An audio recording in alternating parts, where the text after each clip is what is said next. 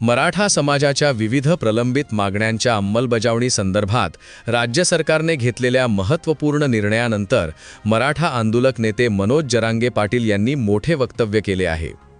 सरकारने घेतलेल्या या सकारात्मक निर्णयांचे स्वागत करत जरांगे पाटलांनी मुख्यमंत्री देवेंद्र फडणवीस, जलसंपदा मंत्री राधाकृष्ण विखे पाटील तसेच आमदार प्रसाद लाड यांचे मनापासून आभार मानले आहेत।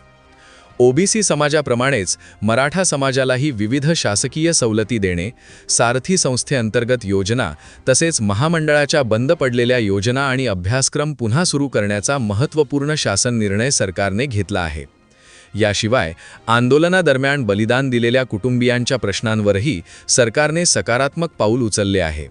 या संपूर्ण प्रक्रियेत मंत्री राधाकृष्ण विखे पाटील यांनी विशेष पुढाकार घेऊन महत्त्वाची भूमिका बजावल्याचे सांगत जरांगे पाटलांनी संपूर्ण सरकारचे आभार मानले आणि समाधान व्यक्त केले आहे।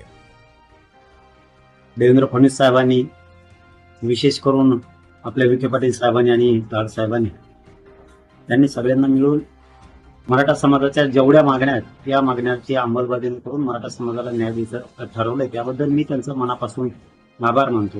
ओबीसी प्रमाणे सगळ्या सवलती, सारथीतल्या योजना, महामंडळातल्या योजना ज्या काही बंद होते, काही अभ्यासक्रम बंद होते, तेही सगळं सुरू करण्याचा आज शासन निर्णय सरकारनं केलाय, मुख्यमंत्र्यांनी केला। त्याबद्दल खरंच त्यांचा मनापासून आभार। बलिदान गेलेल्या कुटुंबाचा विषय मार्गी काढलाय। विखे पाटलांच्या माध्यमातून योजना पुढे जायला लागल्यात, सगळ्या योजनेची अंमलबजावणी मिळाली, त्याबद्दल खरंच सरकारचं मनापासून आभार मानतो। खऱ्या अर्थानं या मागण्याला जास्तीत जास्त अंमलबजावणीकडे नेण्याचं काम खरंच विखे पाटील साहेबांनी केलं सरकारच्या वतीनं, त्याबद्दल त्यांचे मनापासून याविषयी एस न्यूज मराठी वाहिनीने घेतलेला ब्युरो रिपोर्ट।